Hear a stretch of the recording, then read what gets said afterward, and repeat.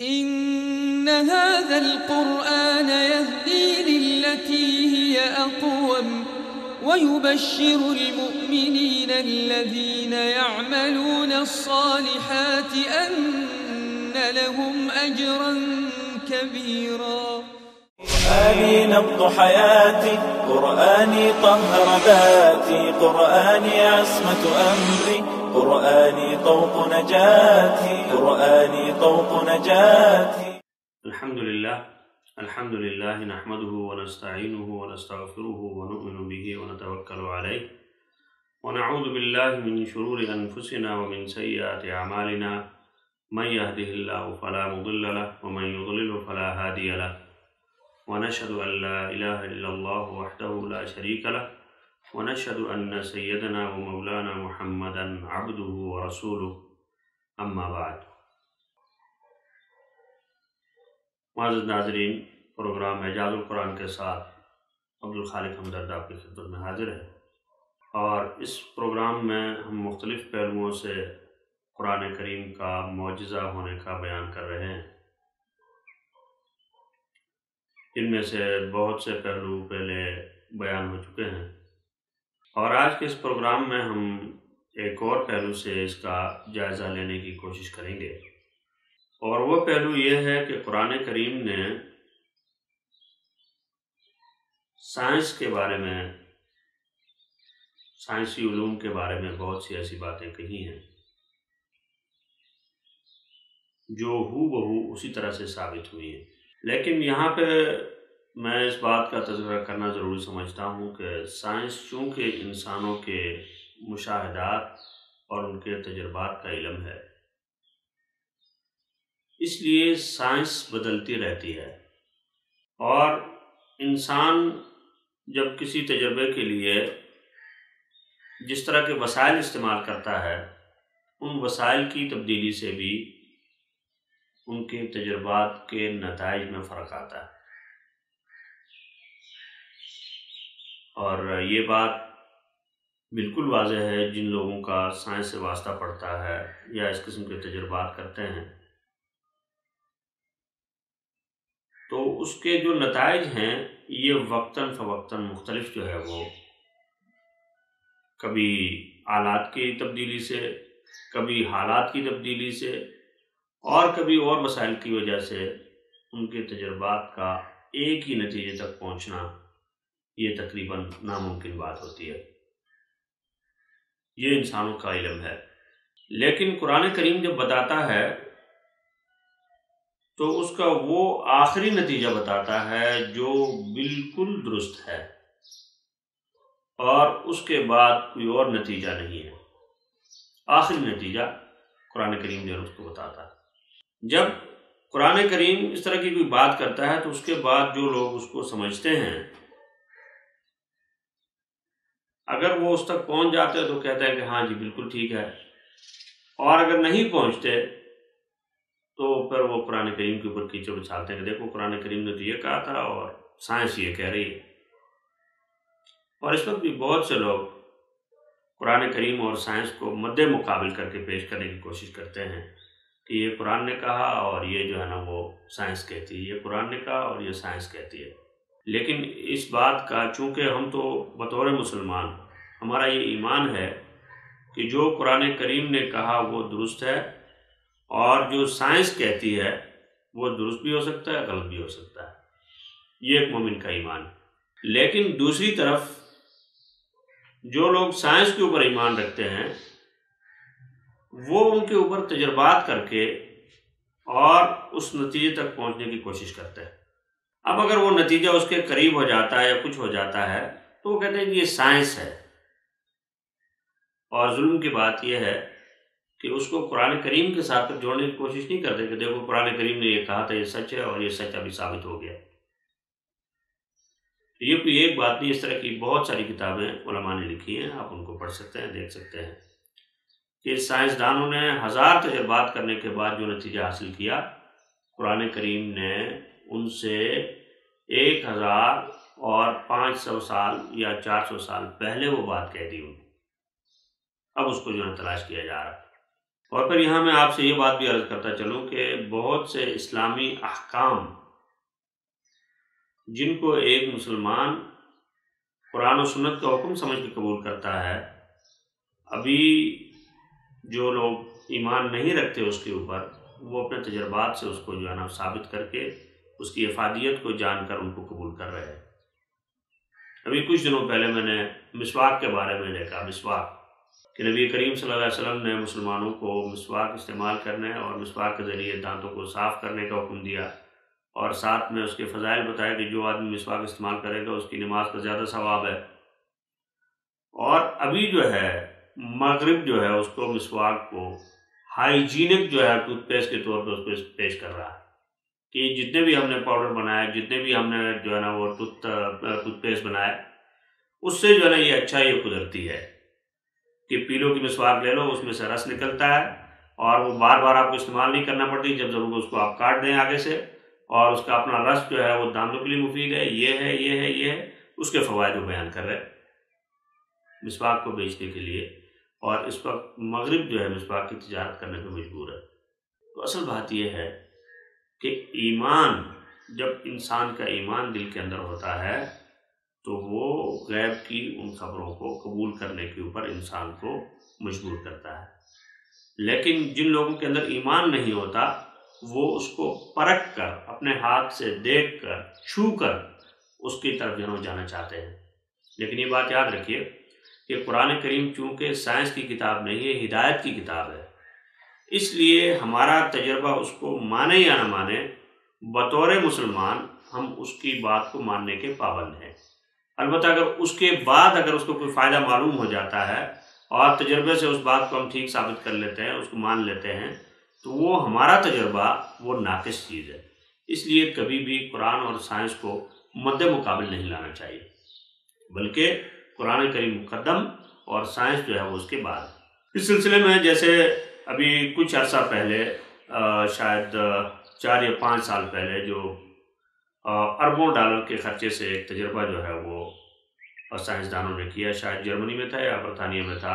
Big bang کے حوالے سے۔ بگ بینگ جو ہے وہ سائنس میں کہتے ہیں کہ عظیم دھماکہ۔ اس عظیم دھماکے کے لیے انہوں نے ایک بہت بڑی سرنگ بنائی اور اس سرنگ کے اندر مختلف جو ہے نا وہ آلات لگائے، سارا کچھ کر کے سائنسدان یہ دیکھنا چاہتے ہیں کہ دنیا کی ابتدا کہاں سے ہوئی ہے اور وہ کون سی چیز تھی جس سے دنیا پیدا ہوئی، اور یہ اجرام فلکی جو چلے گئے اور سب جو ہے نا وہ چاند، سورج، زمین وہ اپنے اپنے مدار میں گردش کر رہے ہیں،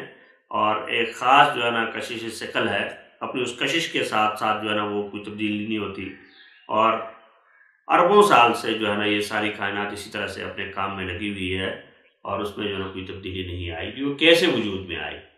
اب وہ کیسے وجود میں آئی اس کو سمجھنے کے لیے ایک ایمان والے اور مسلمان کے لیے تو بہت آسان ہے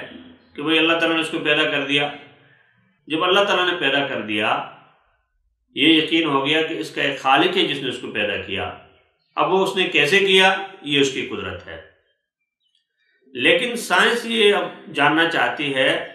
کہ اگر یہ کائنات، چونکہ اس کے پاس خدا نہیں ہے، سائنس کے پاس کہ جی خدا نے پیدا کیا، اللہ نے پیدا کیا، اب اللہ نے پیدا نہیں کیا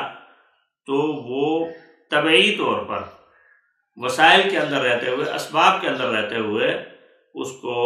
طبعیات کے علوم کے اندر رہتے ہوئے اس کو ثابت کرنا چاہتے، دیکھنا چاہتے ہیں کہ کائنات جو ہے نا وہ کیسے وجود میں آئی،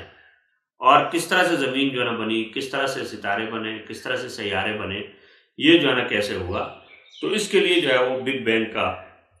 تجربہ جو ہے وہ کرنے کی کوشش کی گئی۔ لیکن قرآن کریم نے صدیوں پہلے یہ بتایا کہ اولم یر الذین کفروا ان السماوات والارض كانتا رتقا ففتقناهما وجعلنا من الماء كل شيء حي افلا يؤمنون، کہ کیا ان لوگوں نے جو کفر کرتے ہیں یا کافروں نے نہیں دیکھا کہ آسمان اور زمین وہ جڑے ہوئے تھے، پھر ہم نے ان کو الگ الگ کیا، پھر ہم نے ان کو پھاڑا، وَجَعَلْنَا مِنَ الْمَاءِ كُلَّ شَيْءٍ حَيٍّ، اور پانی سے ہر زندہ چیز کو وجود بخشا، افلا یؤمنون، کیا پھر بھی ایمان نہیں لاتے؟ اب آپ اندازہ لگائیے کہ جس وقت قرآن کریم یہ بتا رہا ہے، سائنس اب تجربے کر رہی ہے 14 صدیاں گزرنے کے بعد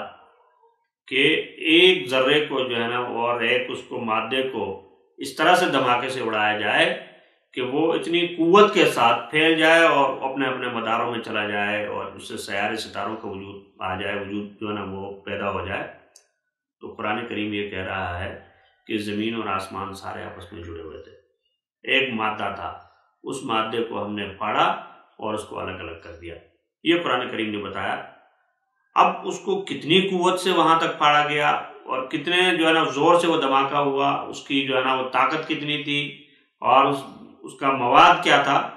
اس سارے کا تذکرہ قرآن کریم نے نہیں کیا۔ کیوں؟ میں نے آپ سے عرض کیا کہ قرآن کریم سائنس کی کتاب نہیں ہے، کتاب ہدایت ہے۔ اس نے انسانوں کے لیے یہ تو بیان کر دیا کہ یہ سب کچھ ایک تھا اور اس سے ہم نے جو ہے اس کو الگ الگ کر کے اس کو بنایا۔ کس طرح بنایا؟ یہ اللہ تعالیٰ کی قدرت ہے۔ اب سوال یہ ہے کہ جب قرآن کریم نے یہ سارا کا سارا بتا دیا اور آج سائنس اس کا تجربہ کرنا چاہ رہی ہے کہ یہ مادہ جو ہے نا سارا کس طرح سے پھیلا تھا، اس کو دیکھنا چاہ رہی ہے، اس کو سمجھنا چاہ رہی ہے، تو کیا ان دونوں کے درمیان کوئی اختلاف ہے؟ قطعاً نہیں ہے، بلکہ سائنس یہاں پر قرآن کریم کے نقش قدم کے اوپر چل رہی ہے کہ قرآن کریم نے جو کچھ کہا اب اس کو جو ہے ثابت کیا جا رہا ہے۔ لیکن فرق پھر وہی ہے جو میں نے پہلے آپ سے عرض کیا کہ ایمان والا پہلے یہ یقین رکھتا ہے کہ اللہ نے جو فرمایا، قرآن کریم نے جو کہا وہ بالکل درست ہے، جبکہ بے ایمان اپنے تجربے کے ذریعے سے اس نتیجے تک پہنچنا چاہتا ہے کہ میں نے یہ دیکھ لیا ہے کہ قرآن نے جو کچھ کہا وہ ٹھیک ہے۔ لیکن بات پھر وہیں آ جاتی ہے کہ انسانوں کے تجربات جب غلط ہوتے ہیں تو اس سے قرآن کریم کے اوپر کوئی حرف نہیں آتا، بلکہ قرآن کریم کی خبر آخری، اٹل اور واضح ہے، جبکہ انسانوں کا علم ناقص ہے۔ اسی طرح سے قرآن کریم نے جو اس آیت کے جو دوسرا حصہ ہے اس میں ارشاد فرمایا کہ وَجَعَلْنَا مِنَ الْمَاءِ كُلَّ شَيْءٍ حَيٍّ، اور ہم نے ہر زندہ چیز کو پانی سے بنایا۔ تو پانی جو ہے وہ کائنات میں ایک انتہائی اہم اور انتہائی ضروری چیز ہے، انتہائی ضروری چیز۔ آپ دیکھتے ہیں کہ پودے جو ہے نا پانی کے محتاج ہیں، انسان پانی کے محتاج ہیں، اسی طرح سے تخلیق میں سارے جانور اور سارے جاندار وہ پانی کے محتاج ہیں کہ وہاں سے ایک نطفے سے انسان کا آغاز ہوتا ہے، جانوروں کا آغاز ہوتا ہے۔ اسی طرح سے جو باقی انڈے والے جو جانور ہیں جو انڈے دیتے ہیں وہاں پر بھی پانی ہے، اس پانی سے وہ ساری جو ہے تخلیق ہو رہی ہے۔ اور اسی طرح سے زندہ رہنے کے لیے جو بنیادی 3 چیزیں ہیں ان میں سے ایک جو ہے وہ پانی ہے، کہ پانی اور ہوا کے بغیر جو ہے وہ چیزیں زندہ نہیں رہ سکتی۔ تو اس کو کیا قرآن کریم نے ایک لفظ میں بتایا، وَجَعَلْنَا مِنَ الْمَاءِ كُلَّ شَيْءٍ حَيٍّ، کہ ہم نے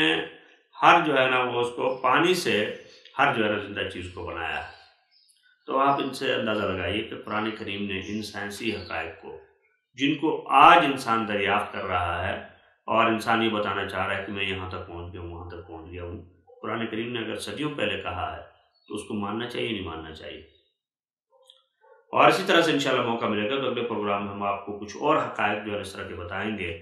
اور اس وقت پوری دنیا میں جہاں جہاں تحقیق ہو رہی ہے ان تحقیقات کے ذریعے سے قرآن کریم کی جو ہے نا اس صداقت کو تسلیم کیا جا رہا ہے۔ لیکن میں بار دیگر اس بات کو دوبارہ کہنا چاہ رہا ہوں کہ ہمارے ناقص علم کی وجہ سے اور ہمارے غلط تجربات کے غلط ہونے کی وجہ سے قرآن کریم کے اوپر کوئی حرف نہیں آتا۔ اور اسی بات کو جو ہے علامہ بنوری نے مصر میں جو ہے نا علامہ رشید رضا مصری کے سامنے جو ہے پیش کیا، بیان کیا تھا، اور ان سے کہا کہ آپ نے اپنی تفسیر میں سائنس کے تو بہت سارے علوم جمع کر دیے ہیں، لیکن مجھے ڈر ہے ایسا نہ ہو کہ کل کو لوگ سائنسی تجربات کے غلط ہونے کی وجہ سے قرآن کو غلط کہنے لگ جائے۔ اس لیے قرآن کریم نے سائنس کو بیان کیا ہے، لیکن قرآن کریم سائنس کی کتاب نہیں ہے، اور اسی یقین کے ساتھ اس کو پڑھنا چاہیے کہ قرآن کریم نے جو کچھ کہا وہ درست ہے،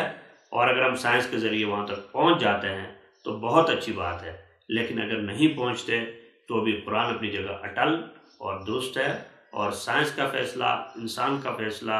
اور ہمارے تجربات کا فیصلہ وہ غلط ہو سکتا ہے، اللہ کی کتاب کبھی غلط نہیں ہو سکتی۔ اللہ تعالیٰ ہم سب کو कुरान करीम से मुस्तफ़ीद होने और उसके उलूम को अपने दिलों में जागुज़िन करने की तौफ़ीक़ अता फ़रमाए। व आख़िरु दावाना अल्हम्दुलिल्लाहि रब्बिल आलमीन। إن هذا القرآن يهدي للتي هي أقوم ويبشر المؤمنين الذين يعملون الصالحات أن لهم أجرا كبيرا. قرآني نبض حياتي، قرآني طهر ذاتي، قرآني عصمة أمري، قرآني طوق نجاتي، قرآني طوق نجاتي.